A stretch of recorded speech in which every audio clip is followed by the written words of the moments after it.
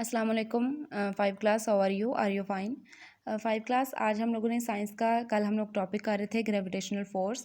कल आप लोगों ने उसकी डेफिनेशन की थी। ग्रेविटेशनल फोर्स क्या है? वो क़ुव्वत जिसके ज़रिए ज़मीन चीज़ों को अपनी तरफ खींचती है, क्या कहलाती है? ग्रेविटेशनल फोर्स या फोर्स ऑफ ग्रेविटी कहलाती है। ठीक है। इसके बाद कह रहे हैं कि gravitational force not only exist between the earth and other bodies but also exist between all the objects around us, कि कश्श शकल ना सिर्फ ज़मीन और दूसरे अजसाम के दरमियान पाई जाती है बल्कि ये हमारे गिर्द तमाम अजसाम के दरमियान भी पाई जाती है। ठीक है, तमाम अजसाम के दरमियान भी कशिश शकल ग्रेविटेशन मौजूद होती है। इसके बाद वो कह रहे हैं कि it is a pulling force, ये एक पुलिंग फोर्स है। It depends upon the mass of the object and the distance between their centre.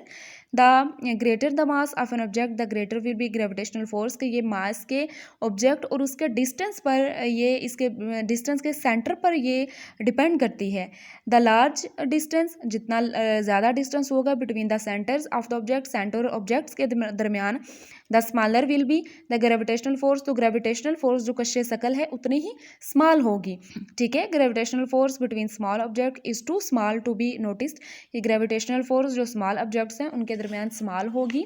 It can be observed with massive object such as the sun, the earth and the other planet. कह रहे हैं कि हम ये जो observe कर सकते हैं सन के, सूरज के, ज़मीन के और अदर प्लैनेट्स के दरमियान जो ग्रेविटेशनल फोर्स पाई जाती है।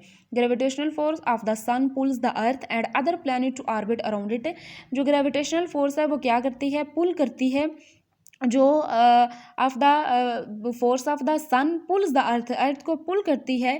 तो वो क्या होता है कि जो बाकी सारे अदर प्लैनेट्स और सोलर सिस्टम है वो सारे सूरज के गिर्द राउंड, जो सूरज के गिर्द चक्कर लगाते हैं, रिवॉल्व करते हैं। तो ये क्या है? ये ग्रेविटेशनल फोर्स ही है जिसकी वजह से जो तमाम प्लैनेट, उसमें ज़मीन भी शामिल है, हमारी अर्थ भी शामिल है, जो सूरज के गिर्द रिवॉल्व करती है।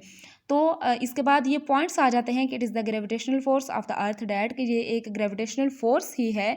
जैसे कि ये देखें, ये अर्थ ग्रेविटेशनल फोर्स, ये अर्थ है, ये ज़मीन है और जिसके ऊपर हम सारे चलते हैं।